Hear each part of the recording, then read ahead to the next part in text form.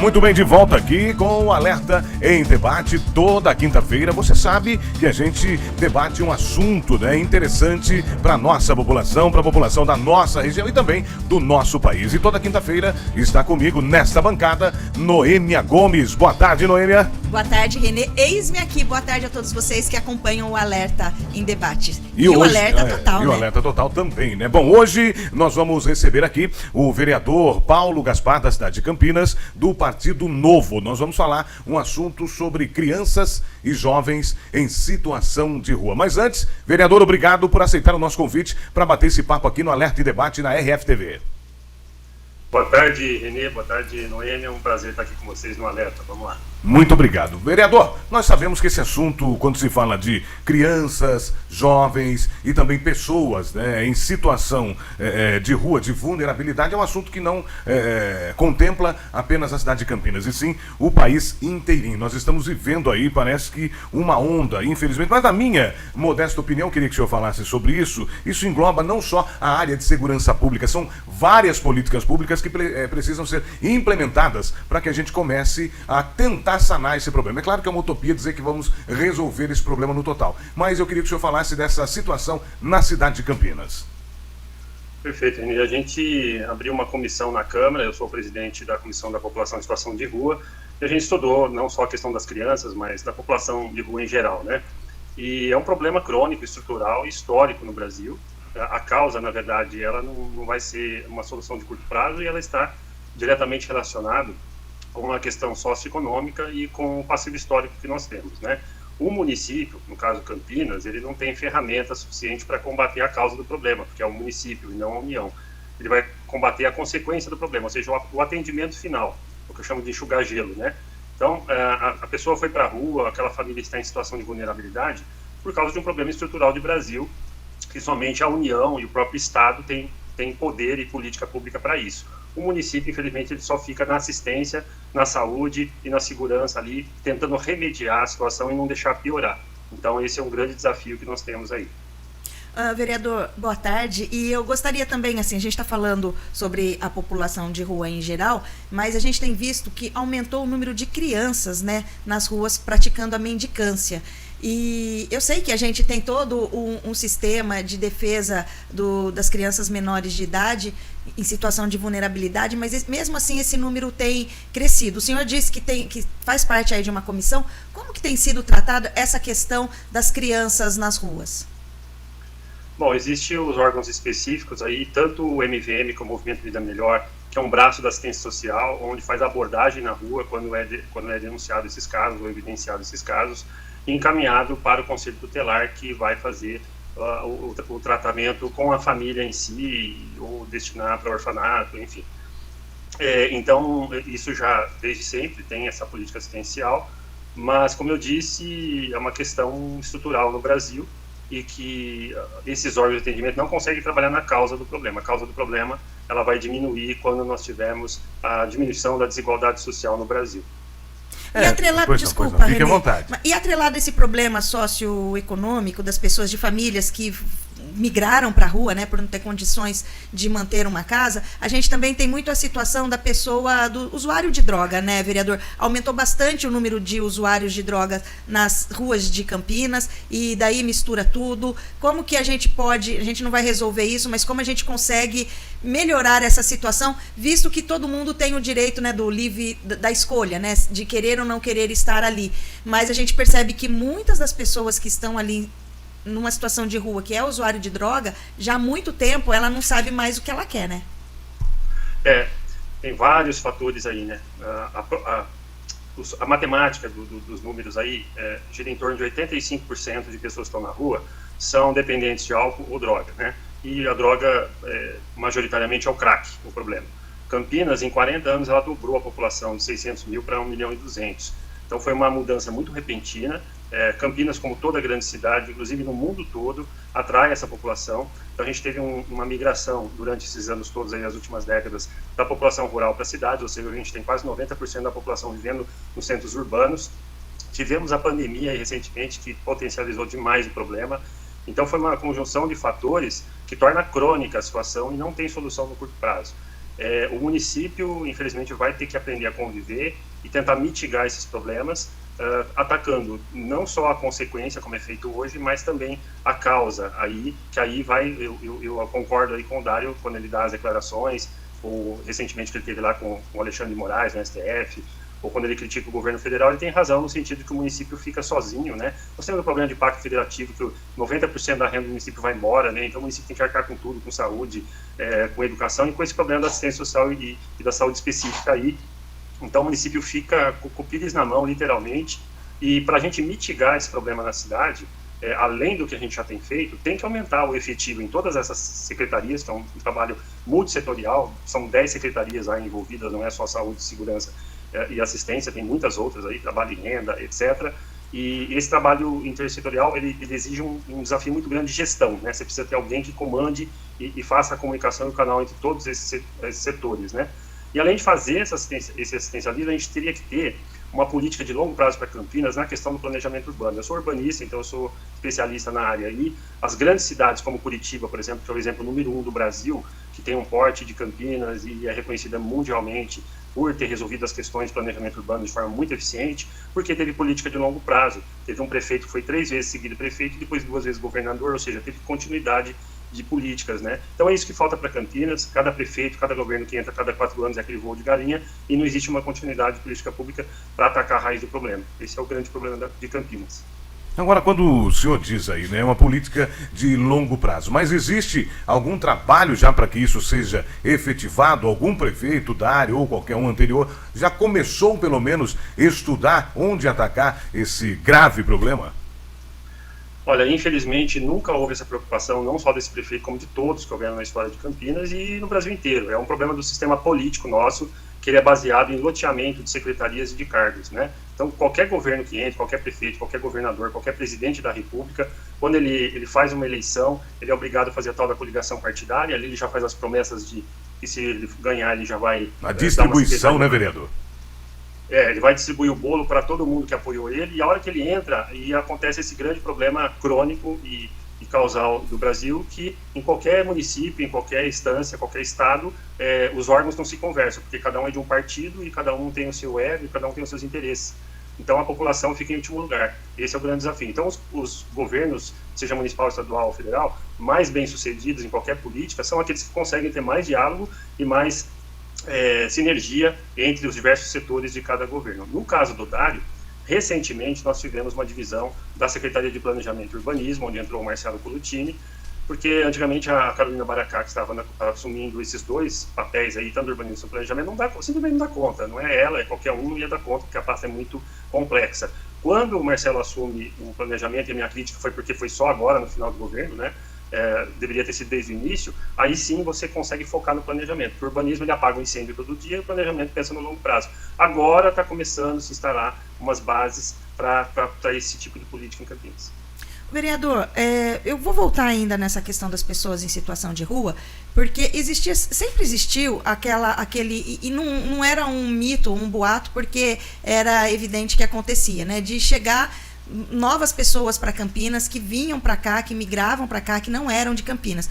Porque se a gente olha hoje o tanto, não sei se o senhor tem os números de quantas pessoas hoje vivem na rua, números recentes disso, mas a gente tinha aí a gente sabia, era notório que isso acontecia, de que as pessoas vinham para Campinas. E como que pode ser resolvido isso? O senhor, que é uma pessoa aí de planejamento, que é uma pessoa que pensa o futuro, e eu acredito que o senhor também esteja colaborando bastante aí com as suas ideias, mas como que a gente resolve esse problema? Recentemente, né, o ano passado, a gente teve até aquele problema numa cidade aqui vizinha, de Montemor, que o prefeito levou todo mundo num ônibus, né, para sair da cidade. A gente não pode fazer isso, mas chega gente aqui. E antigamente, diz a lenda, que prefeituras de outras cidades mandavam essa população para cá. Porque não é possível que tantas pessoas aqui na cidade sejam daqui mesmo de Campinas, né? Que sejam campineiros mesmo. Como que resolve isso? O senhor já conversou? O senhor tem uma ideia de quantas pessoas estão aqui hoje, né, nessa população, vamos dizer assim, flutuante aqui em Campinas? Sim, os dados oficiais são em torno de 1.000 pessoas na cidade de Campinas, mas a gente tem a percepção que é no mínimo o dobro ou o triplo disso, né? Essa percepção vem das ONGs, né, que trabalham na rua, e a gente tem contato diário com elas, né? E esse número é crucial e a tendência é aumentar, né? Você tem uma ideia, São Paulo são 50 mil pessoas, Belo Horizonte são 15 mil pessoas e por aí vai, né? Então Campinas tá bem privilegiado em relação a esses números, mas infelizmente a tendência é aumentar. Isso que você falou, que as prefeituras ou as cidades têm mandado para cá, continuam mandando. Claro que isso não pode Velado, ser explícito, né? Não pode ser explícito, então continuam mandando, as vans continuam chegando e desembarcando as pessoas aqui. A Prefeitura de Campinas, ela não tem como impedir, a não ser que tivesse uma coisa explícita, né? Então não tem como saber. E quando a maioria das pessoas são de fora, tá? Então 75% das pessoas são de fora, de outros estados, de outros municípios, e toda grande cidade como Campinas, ela atrai não só da RMC em volta, como de outros estados, cidades menores. Essa pessoa que está na rua, ela fica em evidência, ela não quer isso, então ela procura o grande centro e até para sair do problema da família, porque é o grande problema de tudo, a causa está no rompimento dos laços com as famílias, né? E desse total que está na rua, 85% aí, eu me arrisco a dizer, que são aqueles casos crônicos, que já moram ali há 5, 10 anos na rua, e que o cara já está totalmente tomado pelo vício e é quase que impossível de sair dessa situação, por mais que ele queira, porque ele já está acomodado com essa situação, ele já não quer mais sair. Quando você tira, ele volta, e pode ser inúmeras vezes. Tem lá os seus 15%, que esses estão, porque perderam moradia, porque estão numa situação de depressão, porque, enfim, perderam emprego, vários motivos, e que, como é uma coisa mais recente, você consegue, com os programas que nós temos hoje, retirar essas pessoas, né? E na causa do problema está a habitação, né? Aqui em Campinas a gente tem mais de 40 mil pessoas na Fila da Coab, que não tem moradia. No Brasil são mais de 8 milhões. É um problema que desde sempre existiu aqui no Brasil. Agora, pois não, não, eu ia só perguntar para ele quais os programas então implementados aí pela Prefeitura para tirar esses moradores ou essas famílias em situação de rua.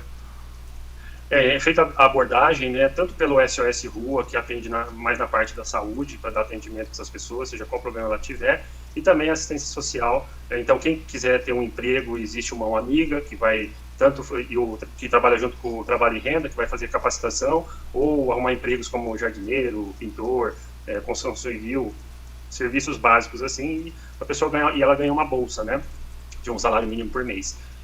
Tem os albergues, né, mas eles são temporários. Tem as casas de passagem, que são algo mais de um período maior, de 6 meses, por exemplo. E um programa, na verdade 2 programas ou 2 projetos que eu já propus para o prefeito, infelizmente não houve interesse do governo na época, que já faz 2 anos isso, eu acabei protocolando na Câmara de Campinas. São 2 programas, que é um que chama Moradia Primeiro, que é o Housing First, que já acontece no mundo inteiro, que é para dar moradia para quem está na situação de rua e quer sair dela, então ela precisa de um abrigo, uma locação, né, um aluguel, um local subsidiado com aluguel, para que ele possa reestruturar e sair daquela situação.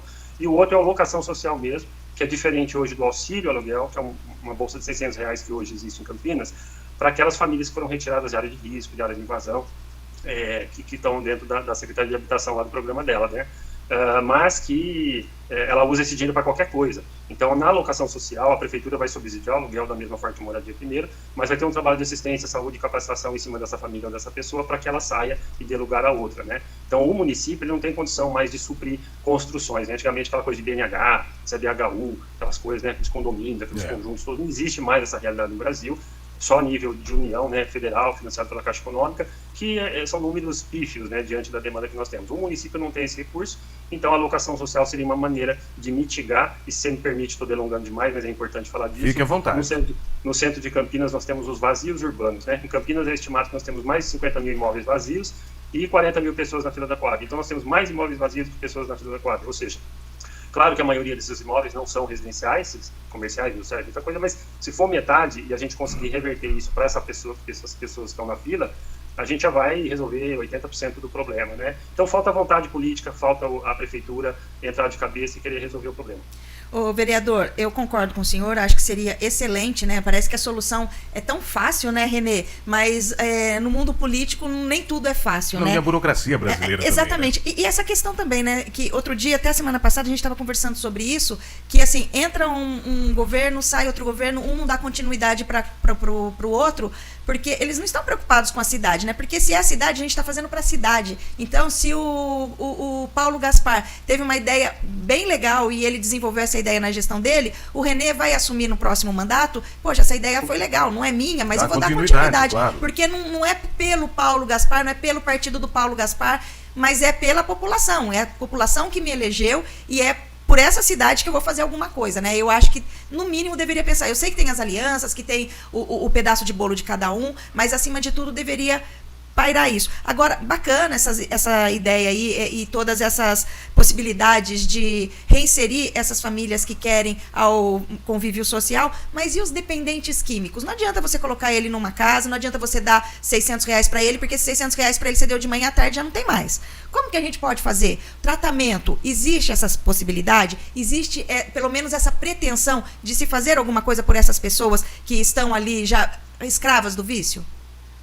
Como eu disse, o atendimento já existe à disposição para quem queira, tem tanto o Paderodo para uma internação mais crônica, tanto quanto os CAPs, que atendem para aquelas pessoas que têm uma certa autonomia, vamos dizer assim, né?